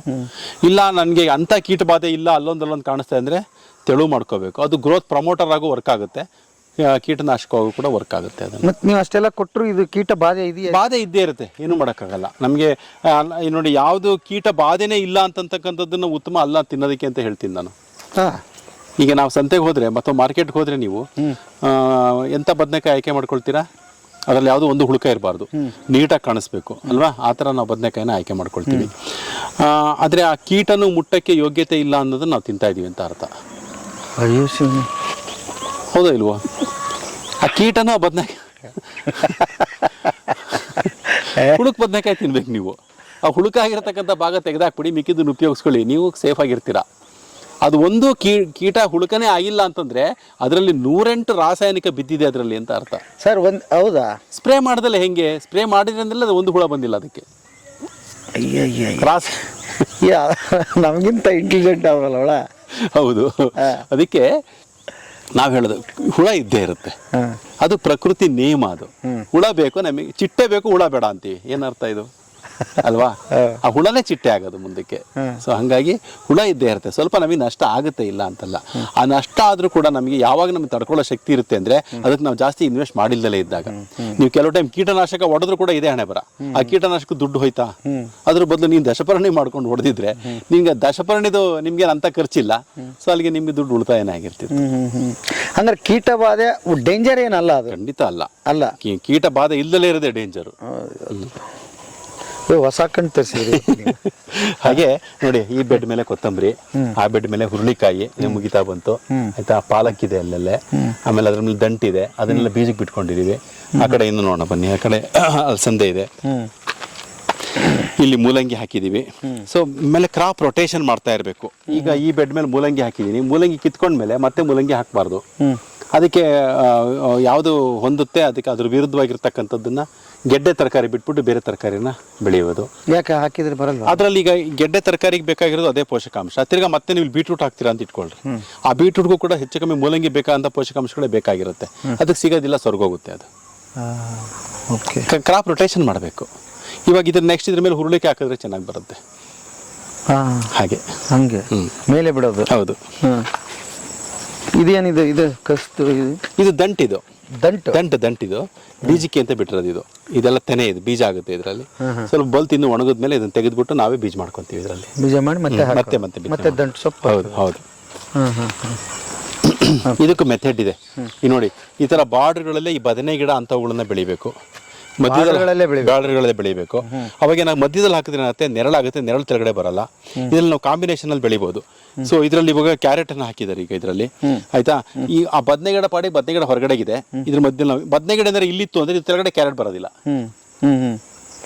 ಓಕೆ. ಸೊ ಈ ತರ ರೈತರಿಗೆ ತರಬೇತಿಗಳನ್ನು ಕೊಟ್ಟು ಸುಲಭವಾಗಿ ಹೆಂಗೆ ನೀವು ತರಕಾರಿಯನ್ನು ಬೆಳ್ಕೋಬಹುದು. ನೋಡಿ, ಇದು ಬಳ್ಳಿ ಆಲೂಗೆಡ್ಡೆ. ಬಳ್ಳಿ ಆಲೂಗಡ್ಡೆ. ಹೌದು, ಆಲೂಗೆಡ್ಡೆ ಎಲ್ಲ ಭೂಮಿ ಒಳಗಡೆ ಬಿಡೋದು ನೋಡಿದೀರಾ? ಇದನ್ನು ಶುರುವಾಗಿಲ್ಲ. ಇದು ಗಿಡದಲ್ಲಿ ಮೇಲ್ಗಡೆ ಚಪ್ಪರದಲ್ಲಿ ಆಲೂಗೆಡ್ಡೆ ಬಿಡುತ್ತೆ. ಇದು ಅದಕ್ಕೇನ ತಯಾರು, ಅದಕ್ಕೆ ಮಾಡಿರೋದು ಇದು. ಓ, ನೆಕ್ಸ್ಟ್ ಬಂದ್ರೆ ಇಲ್ಲಿ ಖಂಡಿತ ಬಳ್ಳಿ ಆಲೂಗೆಡ್ಡೆ ಸಿಗುತ್ತೆ. ಬಳ್ಳಿ ಆಲೂಗಡ್ಡೆ ಇದು ಟೇಸ್ಟ್ ಅಲ್ಲಿ ಏನಾದ್ರು ಇಲ್ಲ, ಏನೂ ಇಲ್ಲ. ಸೇಮ್ ಆಲೂಗೆಡ್ಡೆ ಬೇಯಿಸ್ದಂಗೆ ಇರುತ್ತೆ. ಓಕೆ ಎಲ್ಲಿದೆ ಸರ್ ಇದು ತಳಿ? ಇದು ನಮ್ಮ ಸ್ಥಳೀಯದ್ದೇನೆ, ನಮ್ಮ ಕಾಡಲ್ಲಿ ಇದ್ದಂಥವೇ ನೀವೆಲ್ಲ. ಹಾ.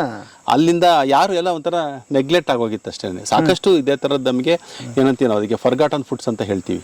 ಸುಮಾರು ತರಕಾರಿಗಳು ನಾವೆಲ್ಲ ಮರ್ತೋಗ್ಬಿಟ್ಟಿದೀವಿ. ಬರೀ ನಮಗೆ ಸೊಪ್ಪು ಅಂದ್ರೆ ಎಷ್ಟು ಗೊತ್ತು ನಿಮಗೆ? ದಂಟು, ಸಬ್ಸಿಗೆ, ಆಮೇಲೆ ಇನ್ನೊಂದು ಪಾಲಕ್ಕು, ಇವಾಗೆಲ್ಲ ಹೆಚ್ಚು ಪ್ರಚಲಿತದಲ್ಲಿ ಇರ್ತಕ್ಕಂಥದ್ದು, ಆಮೇಲೆ ಮೆಂತ್ಯ, ಬಹುಶಃ 4ನೇ. ಇನ್ನೊಂದು ಏನೋ ಕೀರೆನೋ ಅಥವಾ ಮತ್ತೊಂದೇ ಅಥವಾ ಒಂದೆರಡೋ ಗೊತ್ತಿರ್ಬೋದು ನಿಮ್ಗೆ. 150 ಜಾತಿಯ ಸೊಪ್ಪುಗಳಿದಾವೆ, ಎಲ್ಲ ಮರ್ತೋಗ್ಬಿಟ್ಟಿದೀವಿ. ನಾನು ಇಲ್ಲಿ ಕಿತ್ನಲ್ಲ, ಇದೊಂದು ಕನ್ನೆ ಸೊಪ್ಪು ಅಂತ ಹೇಳಿ, ಇದು ಕಳೆ, ಇದು ಸೊಪ್ಪೆ ಇದು ತರಕಾರಿ ಆಕ್ಚುಲಿ. ಕನ್ನೆ ಗಿಡ, ಕನ್ನೆ ಸೊಪ್ಪು ಅಂತ ಕರಿತೀವಿ ನಮ್ಮ ಕಡೆ. ಇದರಲ್ಲಿ ಬೋಂಡ ಮಾಡ್ತಾರೆ. ಇದು ಇಡೀ ಗಿಡ ನಿಂಗೆ ಅದ್ಬಿಟ್ಟು ಬೋಂಡ ಕರೀತಾರೆ, ಆಯ್ತಾ?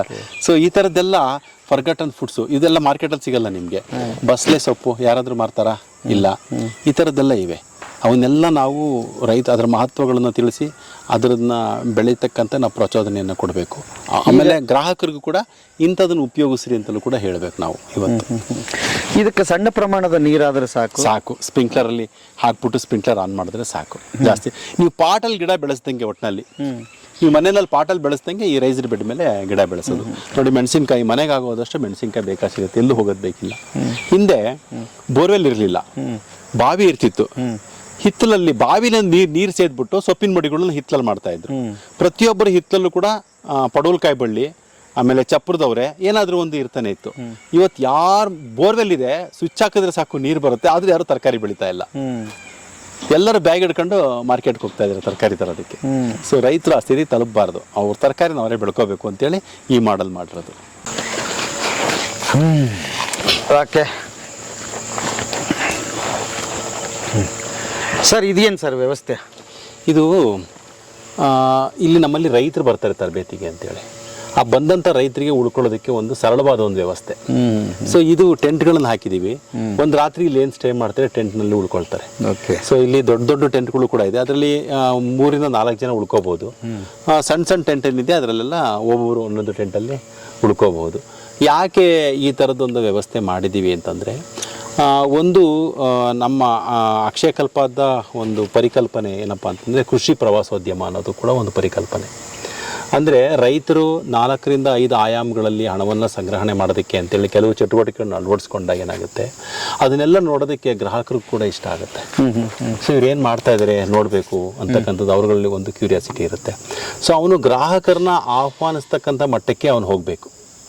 ಅವರಿಗೆ ಬೇಕಾದಂಥ ಒಂದಿಷ್ಟು ಉಳ್ಕೊಳ್ತಕ್ಕಂಥ ವ್ಯವಸ್ಥೆ, ಬೇಕಾದಂಥ ಒಂದು ಅಲ್ಲಿ ಊಟ ತಿಂಡಿ ವ್ಯವಸ್ಥೆ, ಇದನ್ನೆಲ್ಲದೂ ಕೂಡ ಬೇಸಿಕ್ ಕಮ್ಯುನಿಟೀಸ್ ಅಂತ ಏನು ಹೇಳ್ತೀವಿ, ಅದನ್ನೆಲ್ಲವನ್ನು ಕೂಡ ಅವ್ನು ಮಾಡಬೇಕಾಗುತ್ತೆ. ಅದಕ್ಕಾಗಿ ತಿರ್ಗಾ ಮತ್ತೆ ಬಂಡವಾಳದ ಪ್ರಶ್ನೆ, ಹೆಚ್ಚು ಬಂಡವಾಳವನ್ನು ತೊಡಗಿಸ್ಬೇಕಾ? ಇಲ್ಲಪ್ಪ, ಕಡಿಮೆ ಬಂಡವಾಳದಲ್ಲೂ ಕೂಡ ನೀನು ಸಮೃದ್ಧವಾಗಿ ಈ ಒಂದು ವ್ಯವಸ್ಥೆಯನ್ನು ಮಾಡ್ಬೋದು ಅಂತ ಹೇಳೋದಕ್ಕೋಸ್ಕರ ಈ ಟೆಂಟ್ಗಳನ್ನು ಹಾಕಿ ರೈತರನ್ನ ಟೆಂಟ್ನಲ್ಲಿ ಉಳಿಸ್ತೀವಿ. ಓಕೆ, ಒಂದು ರಾತ್ರಿ ಅವ್ರು ಉಳಿದಾಗ ಅವ್ರಿಗೊಂದು ಒಂದು ಕಾನ್ಫಿಡೆನ್ಸ್ ಬರುತ್ತೆ, ಇಲ್ಲೂ ನಾವು ಸೇಫಾಗಿ ಉಳ್ಕೋಬೋದು ಅಂತ. ಈ ಟೆಂಟ್ಗಳೆಲ್ಲ ಹೇಗೆ ಅಂತಂದರೆ ಇದೆಲ್ಲ ವಾಟರ್ ಪ್ರೂಫು. ಏನೇ ಮಳೆ ಬಂದರೂ ಕೂಡ ಒಳಗಡೆ ಒಂದು ತೊಟ್ಟು ನೀರು ಬರೋದಿಲ್ಲ. ಜೊತೆಗೆ ರೆಪ್ಟೈಲ್ ಪ್ರೂಫು, ಅಂದರೆ ಯಾವುದೇ ಕೀಟಗಳು, ಯಾವುದೇ ಪ್ರಾಣಿಗಳು, ಯಾವುದೇ ಜೀವಿಗಳು, ಹಾವು ಮತ್ತೊಂದು ಏನೇ ಬಂದರೂ ಕೂಡ ಒಳಗಡೆ ಬರೋದಕ್ಕೆ ಸಾಧ್ಯ ಇರೋದಿಲ್ಲ. ಹೌದು. ಇದು ಹೇಗಿರುತ್ತೆ ಅಂತ ನೋಡೋಣ ಬನ್ನಿ. ನೋಡಿ, ಇದು ಸಿಂಗಲ್ ಆಕ್ಯುಪೆನ್ಸಿ, ಒಬ್ಬರು ಇದ್ರೊಳಗಡೆ ಇರ್ತಕ್ಕಂಥದ್ದು. ಈ ಜಿಪ್ ತೆಕ್ಕೊಂಡು ಒಳಗಡೆ ಹೋದರೆ ಒಳಭಾಗದಲ್ಲಿ ನಿಮಗೆ ಇನ್ನೊಂದು ಕವರ್ ಇರುತ್ತೆ. ಓಕೆ, ಸೊ ಇದರಲ್ಲಿ ಇರ್ತಕ್ಕಂಥ ಈ ಜಿಪ್ನ ಓಪನ್ ಮಾಡಿದ್ರೆ ನಿಮಗೆ ಇಲ್ಲಿ ನೋಡಿ, ಮಸ್ತಾಗಿತ್ತಲ್ಲ ಸರ್ ಇದು. ಒಳಗಡೆ ಹೋಗಿ ನೀವು ಜಿಪ್ ಹಾಕೊಂಡ್ಬಿಟ್ರೆ ಇಲ್ಲಿ ವೆಂಟಿಲೇಷನ್ ಇರುತ್ತೆ. ಈ ಪರದೆ ಏನಿದೆ ಇದು ವೆಂಟಿಲೇಷನ್, ಇದು ಇವರಿಗೆ ಗಾಳಿ ಆಡ್ತಾ ಇರುತ್ತೆ. ಒಳಗಡೆ ಹೋಗಿ ಜಿಪ್ ಹಾಕೊಂಡು ಇಲ್ಲಿ ಮಲ್ಕೊಂಡ್ರೆ ಪೂರ್ತಿ ಸೇಫು. ಇದು ತೆಳಗಡೆಯಿಂದಲೂ ಕವರ್ ಆಗಿರುತ್ತೆ. ಇಲ್ಲಿ ಯಾವುದೇ ಕಾರಣಕ್ಕೂ ಒಂದು ಇರುವೆನೂ ಕೂಡ ಒಳಗಡೆ ಬರೋಕ್ಕಾಗೋದಿಲ್ಲ. ಸೂಪರ್. ಇದೊಂದು ಎಕ್ಸ್ಪೀರಿಯನ್ಸು, ಬಂದಂಥವ್ರಿಗೆ ಒಂದು ಎಕ್ಸ್ಪೀರಿಯನ್ಸ್ ಆಗುತ್ತೆ. ಅದಕ್ಕೆ ಏನೇನು ಬೇಕೋ ಸುತ್ತ ಬೇಲಿ ರಕ್ಷಣೆ ಅವನ್ನೆಲ್ಲ ಮಾಡಿರ್ಬೇಕು, ನೀವು ಬೆಳಕಿನ ವ್ಯವಸ್ಥೆ ಮಾಡಿರ್ಬೇಕು. ಬಿಟ್ರೆ ಒಳಗಡೆಗೆ ಹೋಗಿ ಟೆಂಟಲ್ಲಿ ಮಲ್ಕೊಳ್ತಕ್ಕಂಥದ್ದು ಒಂದು ಅನುಭವ. ಆ ಅನುಭವ ರೈತರಿಗೆ ಆಗಬೇಕು. ಓಕೆ, ಅವಾಗ ಅವ್ರಿಗೆ ಕಾನ್ಫಿಡೆನ್ಸ್ ಬರುತ್ತೆ ಬೇರೆಯವ್ರನ್ನ ಅಲ್ಲಿ ಕರ್ಕೊಂಡೋಗಿ ಉಳಿಸೋದಕ್ಕೆ. ಅಲ್ಲ, ಅದು ಒಂದು ಕಡಿಮೆ ಖರ್ಚು. ಇನ್ನೊಂದು ಸರ್, ಈಗ ರೈತರು ಕೂಡ ಇಂಥವನ್ನ ತೋಟದಲ್ಲಿ ಅಥವಾ ಹೊಲದಲ್ಲಿ ಮಾಡ್ಕೋಬಹುದು, ಧಾರಾಳವಾಗಿ. ಎಲ್ಲಿ ಹೆಂಗ್ ಸಿಗ್ತಾವ ಸರ್ ಅವ್ರಿಗೆ ಮಾಹಿತಿ ಕೊಡೋದಾದ್ರೆ? ಇದೇನಿಲ್ಲ, ಈಗ ಡೆಕತ್ಲಾನ್ ಅನ್ನೋ ಸಂಸ್ಥೆನಲ್ಲೂ ಸಿಗುತ್ತೆ, ಆನ್ಲೈನಲ್ಲಿ ಕೂಡ ಫ್ಲಿಪ್ಕಾರ್ಟಲ್ಲೆಲ್ಲ ಸಿಗುತ್ತೆ. ಬುಕ್ ಮಾಡಿ ಮನೆಗೆ ತರಿಸ್ಕೋಬೋದು. ಎಲ್ಲದನ್ನು ಮಡಚಿ ಒಂದು ಫೋಲ್ಡ್ ಮಾಡಿ ಒಂದು ಬ್ಯಾಗಲ್ಲಿ ಇಟ್ಕೊಂಡು ತೊಗೊಂಡು ಹೋಗ್ಬೋದು ಎಲ್ಲಿಗೆ ಬೇಕಾದರೂ. ಎಷ್ಟು ಬೀಳ್ತವೆ ಸರ್ ಇವು? ಇದು ಬಹುಶಃ ನನಗೆ ಒಂದು ಅಂದಾಜು ಒಂದು 2,500-3,000 ರೂಪಾಯಿ ಬೀಳುತ್ತೆ ಸಾಕು ಒಬ್ಬರಿಗೆ. ಏನೇನ್ ಬರುತ್ತೆ? ಹಾಸಿಗೆ ಇರಲ್ಲ ಅದ್ರಲ್ಲಿ? ಇಲ್ಲ, ಹಾಸಿಗೆ ಏನಿರೋದಿಲ್ಲ. ಅದನ್ನ ನಾವು ಕ್ವಿಲ್ಟ್ ಅದೆಲ್ಲ ನಾವು ಮಾಡ್ಕೋಬೇಕಾಗುತ್ತೆ. ಬರೀ ಟೆಂಟ್ ಮಾತ್ರ ಬರುತ್ತೆ ಅಷ್ಟೇ. ಆ ಕಡ್ಡಿಗಳೆಲ್ಲ ಕೊಟ್ಟಿರ್ತಾರೆ, ಅದೆಲ್ಲ ಒಂದಕ್ಕೊಂದು ಜೋಡಿಸಿ ಕಡ್ಡಿಗಳನ್ನ ಈ ತರ ಹಾಕಿ ಟೆಂಟ್ಗಳನ್ನ ರೂಪಿಸ್ಕೋಬಹುದು. ಓಕೆ. ಈಗ ಹಂಗಾರೆ ನೋಡ್ತಕ್ಕಂಥವ್ರು ಬರ್ಬೇಕು ಅಂತ ಆಸೆ ಪಟ್ರೆ ಹೇಗೆ ಬರೋದು, ಹೆಂಗ್ ಬರೋದು ಸರ್? ಸರ್, ಇದು ನಾನು ನಂಬರ್ ಹೇಳ್ತೀನಿ. ಆ ನಂಬರ್ ನೀವು ಅದನ್ನ ಇದು ಮಾಡಿ ಆ ನಂಬರ್ಗೆ ಅವ್ರು ಫೋನ್ ಮಾಡಿದ್ರೆ ಅವ್ರು ಅದ್ರ ಬಗ್ಗೆ ಸಂಪೂರ್ಣ ಮಾಹಿತಿ ಕೊಡ್ತಾರೆ. ತರಬೇತಿ ಯಾವ ತಾರೀಕಿನಲ್ಲಿ ಇರುತ್ತೆ ಅನ್ನೋದನ್ನ ಮಾಹಿತಿ ಕೊಡ್ತಾರೆ. ಎಷ್ಟೊತ್ತಿಗೆ ಬರಬೇಕು, ಹೇಗೆ ಬರಬೇಕು, ಲೊಕೇಶನ್ ಕೂಡ ಕಳಿಸ್ಕೊಡ್ತಾರೆ. ಸೊ ಪೇಮೆಂಟ್ಗೆ ಅವರು ಇದನ್ನು ಕೂಡ ಸ್ಕ್ಯಾನರ್ ಕೂಡ ಕಳಿಸ್ಕೊಡ್ತಾರೆ.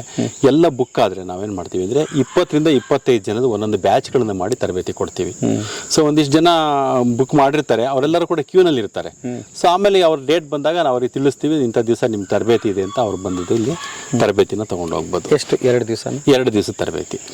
2 ದಿವಸ ಅಂದರೆ ಇವತ್ತು ಹೆಂಗೆ ಶುರು ಆಗುತ್ತೆ? ನಮ್ದು ಅರ್ಲಿ ಮಾರ್ನಿಂಗ್ ಇಂದ ಶುರು ಆಗುತ್ತೆ. ಹೇಗಾಗುತ್ತೆ ಅಂದ್ರೆ ಸಾಮಾನ್ಯಕ್ಕೆ ಎಲ್ಲರೂ ಕೂಡ ಬಂದು ಸೇರೋದು 10 ಗಂಟೆ 10:30 ಆಗುತ್ತೆ ಬೆಳಿಗ್ಗೆ. ರಾತ್ರಿ ತನಕ 3 ಬಿಟ್ಟಿರ್ತಾರೆ, ಬೆಳಿಗ್ಗೆ ಬರ್ತಾರೆ. ಎಲ್ಲಿ ದೂರದಿಂದ ಬಂದಿರ್ತಾರೆ, ಒಟ್ನಲ್ಲಿ 10 ಗಂಟೆ 10:30 ಅಷ್ಟೊತ್ತಿಗೆ ಇಲ್ಲಿಗೆ ಬರ್ತಾರೆ. ಸೊ 10:30ಗೆ ಅವ್ರು ಇಲ್ಲಿ ಬಂದು ಸೇರಿದ್ರೆ ಬೆಳಿಗ್ಗೆ ತಿಂಡಿ ವ್ಯವಸ್ಥೆ ಒಂದಿರೋದಿಲ್ಲ. ಯಾಕೆಂದ್ರೆ ನಮ್ಗೆ ಎಷ್ಟು ಜನ ಬಂದು ಉಳ್ಕೊಳ್ತಾರೆ, ಈಗ 20 ಜನ ಬುಕ್ ಮಾಡಿರ್ತಾರೆ, ಬರೋದು 10 ಜನ ಆಗ್ಬೋದು, ನಮಗೆ ಗೊತ್ತಿಲ್ಲ. ಸೊ ಅದಕ್ಕೆ ನಮ್ಗೆ 10:30 ಅಷ್ಟೊತ್ತಿಗೆ ಒಂದು ಚಿತ್ರಣ ಸಿಗುತ್ತೆ. ಸೊ ಅವ್ರು ಬರ್ಬೇಕಾದ್ರೆ ತಿಂಡಿ ತಿನ್ಕೊಂಡ್ ಬಂದಿರ್ತಾರೆ. ಮಧ್ಯಾಹ್ನ ಊಟದ ವ್ಯವಸ್ಥೆಯಿಂದ ಇರುತ್ತೆ. 12 ಗಂಟೆ ಅಷ್ಟೊತ್ತಿಗೆ ಒಂದು ಟೀ ಕೊಡ್ತೀವಿ ಅವರಿಗೆ. ನಂತರ ಮಧ್ಯಾಹ್ನ ಊಟದ ವ್ಯವಸ್ಥೆ ಇರುತ್ತೆ. ಅಲ್ಲಿಂದ ನಾವು ಬರ್ತಿದ್ದಂಗೆ ಅವರಿಗೆ ಕ್ಲಾಸ್ಗಳು ಶುರುವಾಗುತ್ತವೆ. ಒಂದು ಸಂಸ್ಥೆಯ ಬಗ್ಗೆ ಒಂದು ಪರಿಚಯ ಮಾಡಿಕೊಡ್ತೀವಿ, ಉದ್ದೇಶ ಏನು ಅನ್ನೋದ್ರ ಬಗ್ಗೆ ತಿಳಿಸ್ಕೊಡ್ತೀವಿ. ನಂತರ ಒಂದೊಂದೇ ಹಸುಗಳನ್ನು ಯಶಸ್ವಿಯಾಗಿ ಹೈನೋದ್ಯಮವನ್ನು ಹೇಗೆ ಮಾಡಬೇಕು ಅನ್ನೋದ್ರ ಬಗ್ಗೆ ಜಾಸ್ತಿ ಒತ್ತು ಕೊಟ್ಟು ಅದ್ರ ಬಗ್ಗೆನೇ ಜಾಸ್ತಿ ನಾವು ತರಬೇತಿ ಕೊಡ್ತೀವಿ.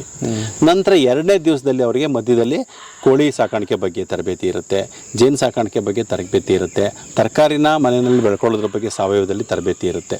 ಸೊ ಇದಿಷ್ಟು ತರಬೇತಿಯನ್ನು ಕೊಡ್ತೀವಿ.